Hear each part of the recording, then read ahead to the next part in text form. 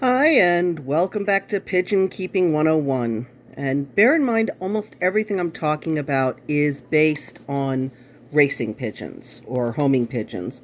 So if you're talking about things like the fantails, some of this will apply, but not all of it. I'm going to talk about one of the least fun, least sexy parts of this sport, and that's record keeping. It's ugly. Unless you live and die by Excel spreadsheets, this is going to be the least fun part. And if you're a beginner, and remember this is Pigeon 101, so it's aimed at those of us who are beginners, then you are going to be finding a lot of times where you didn't know you needed to keep track of something until you failed to keep track of it. You're going to need to keep track of which birds are mating with which birds are paired up. You're going to need to keep track of the offspring and when they were hatched. Preferably, you're also keeping track of when the eggs were laid, but I've never had any luck at that. But when they hatched, you're going to need to be on a very tight schedule for when you can band them, because if you wait too long, you will be, like I was, crying to the more experienced people, asking how you get a band on this pigeon that is a little bit too big. And you are going to spend a lot of time trying to figure out if you're sending them to any of the one-loft races, they need to go at an age where they're still young enough to rehome, that is, to get the idea that the one-loft race is their new home so they can race there, and old enough that they can eat by themselves and generally manage because, obviously the one-loft race does not have their parents there to help feed them. And that means very often is keeping a very close eye on when the birds can go to the one-loft races. Pardon me while I open this up. So, for example, right here, America's International Challenge, it basically has accept birds from February 15th to May 1st, which means that I need my birds to be at the right age to go there. I also need enough money to send to them. In this case, they're zero up front. Yes, I make notes of that because I'm not rich. But I need to have my birds sent to them before May 1st, and they have to be the right age. Apple Cup accepts to May 3rd. Meanwhile, Peach Classic is accepting until June 1st, which means that if a bird is a little too young, I could go to Peach Classic.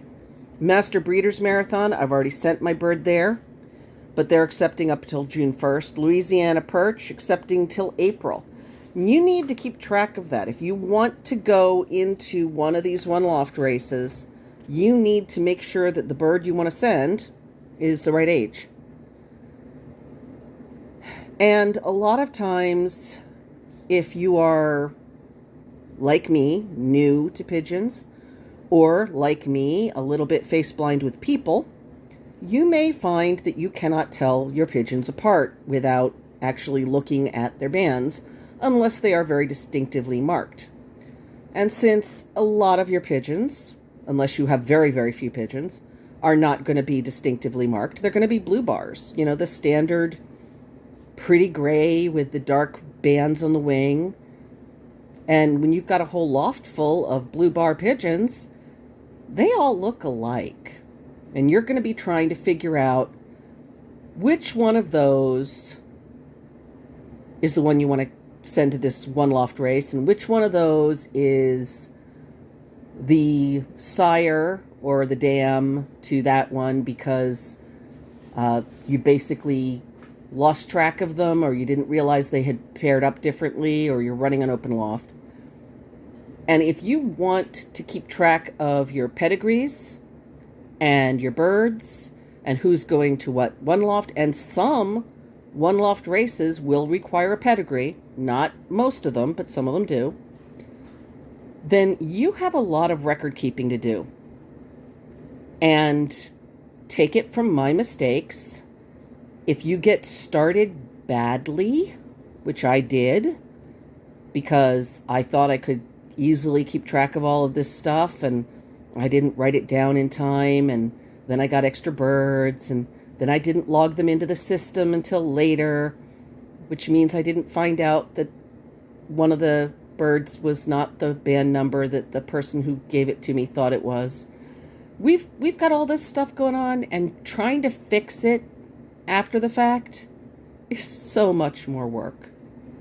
So I suggest you think very carefully about, you're going to need to keep track of the ages and the parents of all of these little birds.